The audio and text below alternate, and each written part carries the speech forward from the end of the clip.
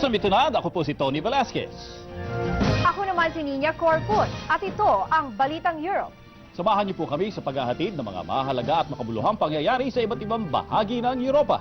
Saan man dako ng mundo, asahan niyong naroon kami, handang maglingkod sa bawat kapamilyang Pilipino. Samantala, narito na ang ulo ng mga pangunahing balita.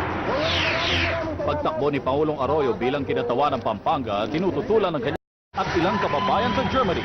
Sabik na sa kanilang pag-uwi sa Pilipinas para ipagdiwang ang Pasko.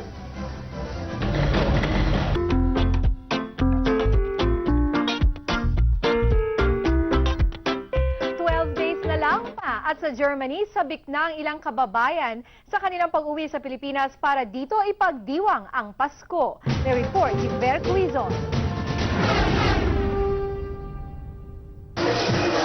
Maagang itinaos ang Christmas party ng mga miyembro ng Deutsch-Philippinischer Freundschaftskreis o PBF ng Dortmund, Germany. Marami kasi sa kanila ay sa Pilipinas idaraos ang Pasko.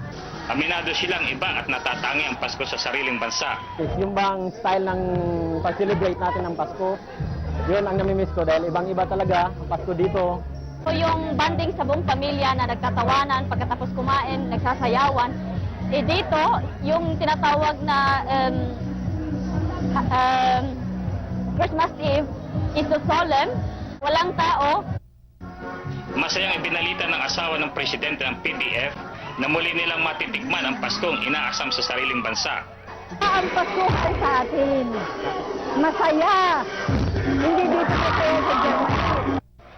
Karamihan ng mga Pinay na may asawang Aleman ay hinihimok ang kanilang mga asawa na sa Pilipinas na nila ipagdiwang ang Pasko. Para sa Balitang Europe, Ver Quizon, Dortmund, Germany.